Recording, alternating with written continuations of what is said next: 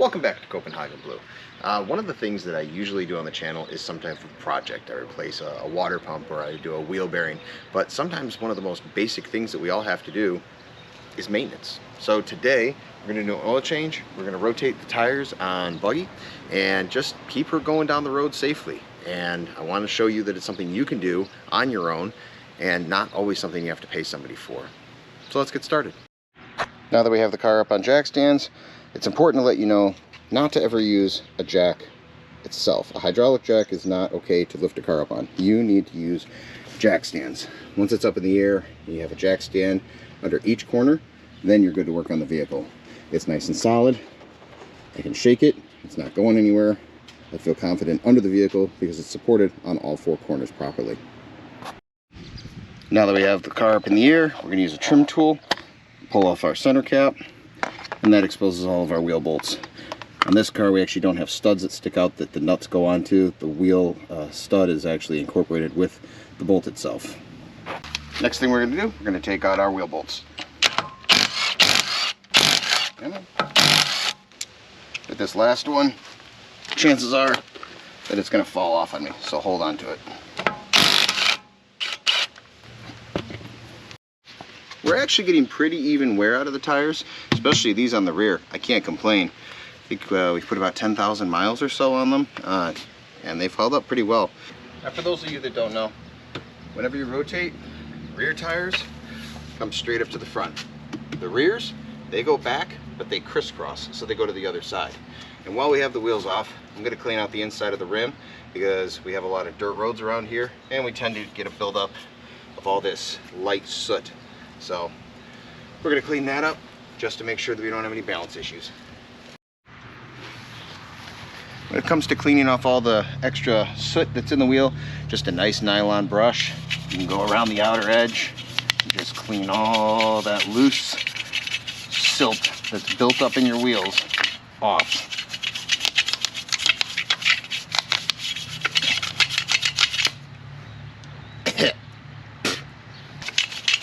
Probably not a bad idea when you're done to rinse it out. You might find you get some little chunks of tar and things like that from if they've done any resurfacing on the roads. On this car too, we want to make sure that we clean up the center of the hub because that's where it centers on. So we're going to use a Scotch-Brite pad to get all the crud off there so that way the wheel sits nice and flush.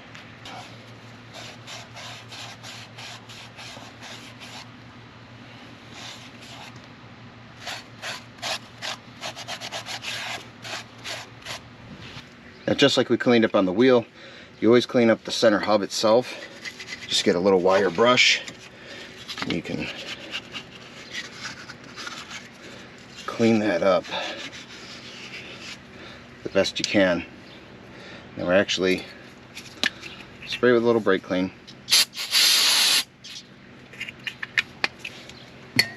Scrub it down a little bit more. We just want to have a nice clean surface for everything to sit on level. And then we're actually going to use a little bit of anti-seize because we're putting an aluminum surface against a steel surface, and anytime you do that you have the possibility of corrosion. When the wheel sticks on there, nobody likes trying to get an aluminum wheel off when it's stuck to a steel hub. One of the things to take advantage of while you have the wheel off is to inspect everything. I'm looking at my rotor, I can look at my brake pads here, I can look through the little window here and I can see my inner brake pad is doing okay. It's about the same thickness as my outer, so both pads are wearing evenly, which means my caliper's not hanging up. I have a sway bar link that's not broken, so that's in good shape. We have our tie rod end here with a greasable fitting, and actually it could use a little bit, so we're going to put some in there while we have the wheel off. Now that we've inspected our brakes, we lubricated our tie rod end, and we inspected our sway bar link and our strut, everything looks good to me. We put a little bit of anti-seize around the wheel hub there, and we cleaned up all the inside of the wheel.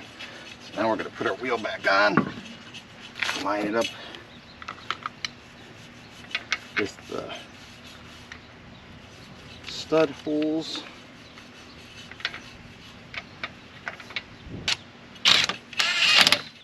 So it seats down.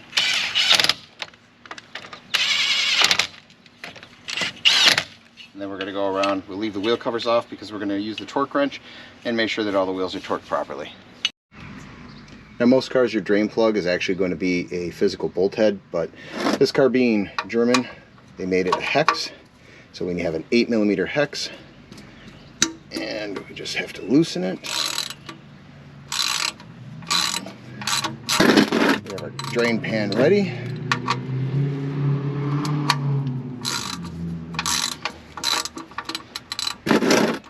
And go until just the end of the threads. You keep putting a little pressure on the pan itself. Wait until it starts to loosen up. And then when it starts getting a little wiggly, you try to get your hand out of the way, so that way you don't coat your hand in oil. Now that we've let all our oil drain, we'll put our bolt back in the drain pan. I did not have a new crush washer, so we're going to clean up and reuse the old one. And you don't need a lot of torque on this. You just wait till it seats, and then you just give it a little extra turn, just enough to snug it up. Now up on the front side of the motor, we have our oil filter. Unfortunately, last time all I could get was a Fram. So I bought a Purolator this time because I'm a bigger fan of those. So slowly undo that till the oil starts to dribble out. Let a bunch of it come out. And then we'll get up there, unscrew it the rest of the way, but wait for it to drop.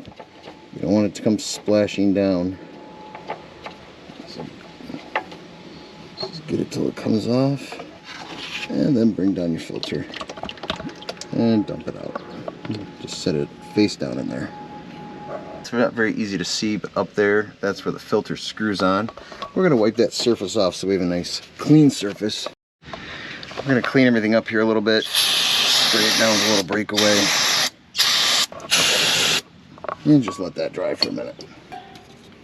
You're still going to get some oil that's going to drip out of the actual fitting where the oil filter goes, but we're going to utilize that oil. We're going to coat the O-ring on our oil filter. You never want to put it on dry. And we're going to go back up. We're going to screw that back on. Have a thread on, spin on nice and easy. And then with an oil filter that you're doing by hand, it's literally just once it touches and then about another quarter turn. You don't have to go crazy with your oil filters. For some reason people are really worried about getting them tight. They are fine.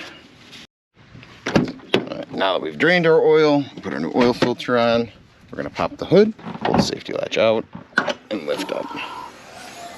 We have our oil fill cap here. So we're going to grab a small funnel, fits right in there. Because of the car being European, it takes 5W40, and we have 5 quarts here, which the car only takes 4.4 including the filter. So we're going to pour that in, and we'll check the level after we get it running. Pour in.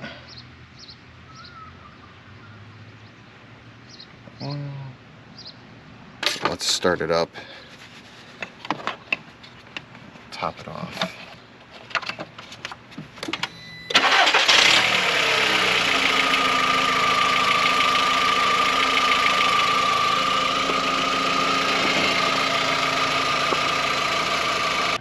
So now that we have the vehicle back on the ground, we're going to torque the wheels down to 89 foot-pounds of torque.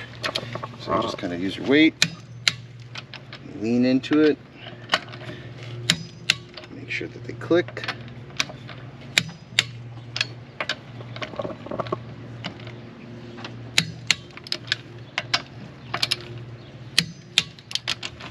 And we'll do that for all 4 wheels. Then when you're done, put your wheel cover back on, it just snaps into place. Make sure it's on there, and we're all done. Alright, so now we have it back on level ground. Let's check our level again. Topped off the oil. Oops, it's just been running for a second. That's probably overfilled. Nope, right in the hatch area, right where we want to be. In the middle, not too high, not too low. We'll just keep an eye on our oil. This time we went about 8,000 miles in between an oil service. Thinking that's a little too much. I'll try and bring it down to about 5,000 and see if she likes that a little better. But we got the oil changed, we got the tires rotated, we greased our fittings for our tie rod ends, and inspected everything else under the car. I think the car's good to go for quite a while. But I appreciate you taking the time to watch. Hit like, hit subscribe, and I'll see you next time.